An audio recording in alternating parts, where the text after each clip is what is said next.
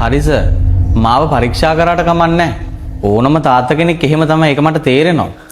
ඒත් සර් අද මෙතන මම නැතුව හොඳ සල්ලිකාර පවුලක සර්ලටත් වඩා දේපල තියෙන කොල්ලෙක් හිටියනම් මම නර්තනාට ආදරේ කියනටත් වඩා ආදරේ කරන කොල්ලෙක් මෙතන හිටියනම් එච්චර දේපල තියෙන කොල්ලව සර් අද මාව පරීක්ෂා කරා වගේ ඒ සල්ලිකාර කොල්ලා පරීක්ෂා කරනවද?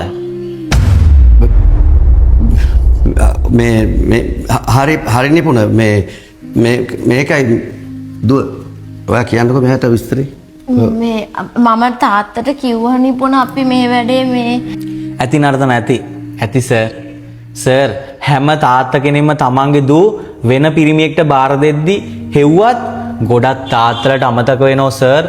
සල්ලි තියෙන හොඳ මිල මුදල් තියෙන පිරිමියෙක් ආවහම අර පිරිමියගේ හැදියාව සිරිත් විරිත් ගති ලක්ෂණ ඒව හොයන්න අමතක වෙනවා සර්.